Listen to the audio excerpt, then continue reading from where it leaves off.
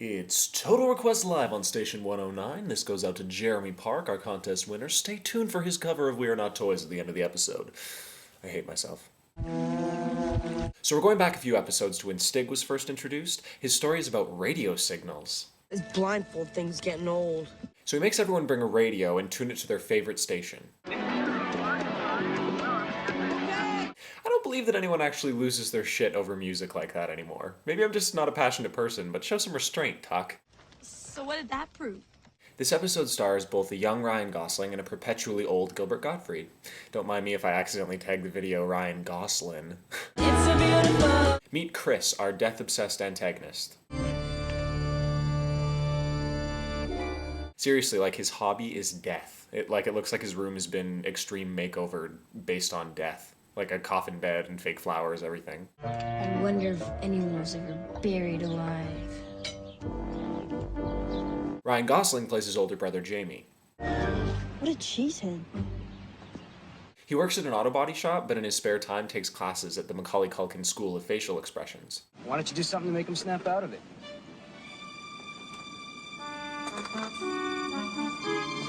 So he comes up with this plan to lock Chris in a hearse and teach him a lesson about death. Hey, what you playing? Hangman. You're not even on suicide watch for this kid? Seriously, he's this close. Lie down, make yourself at home. So he gets him in the car and locks the doors and then does this. May he rest in peace.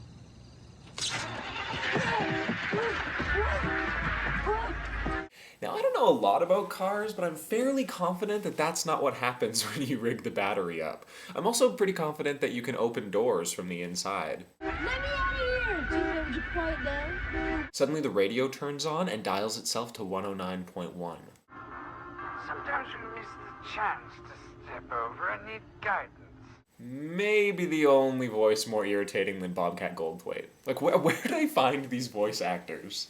All you need to do is follow my voice and I'll help you find the way home. Anyway, everything so far has been completely pointless and is just a roundabout way to get Chris to discover the radio station. And this shot. Don't be mad, I was just trying to get you to lighten up. So lighten up. I love that. It's like, oh, apple. I thought it was a banana. Like, they just gave him the end of the shot to do what he wanted, and he put all this expression into the apple. Ugh. Chris then goes on this imaginary computer program that tells you which radio stations are currently active. It's surely not a real thing. No station currently assigned 109.1? He finds the address of the radio station and makes his way downtown, all the while running into these old people who keep asking him for help. Excuse me? Do you know the way home? Inside, he's greeted by this man. Do not knock on the window! What's the matter with you? You can't read? Oh, I take it back. There's a new first place for the most irritating voice. It's a lie! That's what it is! It's a lie! Calm yourself, Iago. Was Jafar British? Now, I'd like to take a second to show a moment in this episode that is actually hilarious. Here, knock window. Do not on the. Let's try it together, shall we?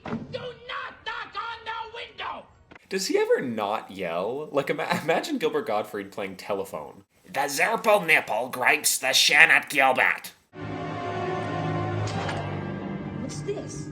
The candidate shall be relieved of all that binds him or her to the physical world. So here's the gist of what's going on. By Chris going into the radio station, he's convinced Gilbert Gottfried that he's some other dead dude who shares the same name. So he gets this slap-wrap bracelet put on him with some number on it that means that he'll have to die in a couple hours. But I'm not dead, and I'm not that carpenter guy. You gotta check out the people who play the Grim Reapers. No, you're mistaken. I'm not supposed to go. Well, they ran out of costume budget, but they hadn't spent their sheet budget yet. Look, I'm still ticked off you, but I gotta tell you something really weird. Now that Chris has the bracelet on, he becomes invisible to other people until his time comes. There's some kind of symbolism here, but I can't quite put my finger on it. Hey, listen to me! Back at the station, Gilbert Gottfried is on the air. This is station 109.1.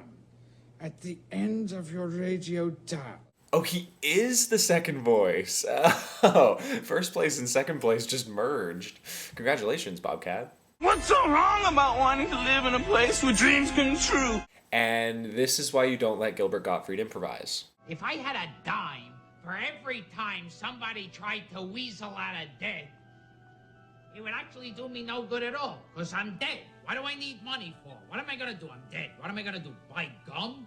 So this is the solution that Chris has come up with. Every day, Jamie listens to this show on the radio called The Clark and Ryan Show. So he thinks if he can tune into their frequency, he'll be able to contact Jamie so he can come and help him.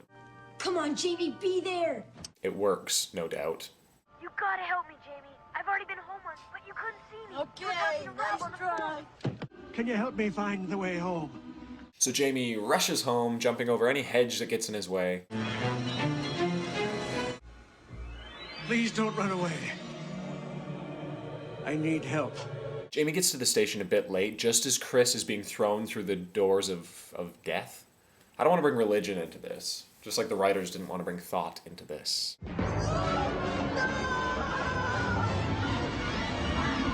And just as soon as we thought that Chris was a goner, he's barfed back out through the doors.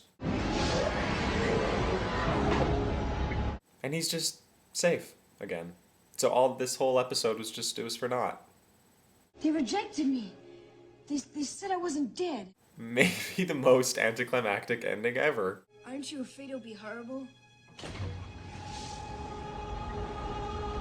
It's only horrible if you've led a bad life. If you led a good life, it's the best thing going. Oh man, never mind not bringing religion into it. Little did they know, dude was a serial rapist. Forget all that bit about loving the afterlife. He's in for it. So now Jamie doesn't wear black and loves life and sets a jar on its side.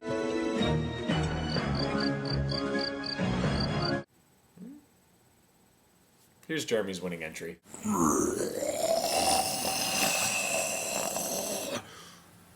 We are not toys. We are not toys. We are not toys. We are not toys.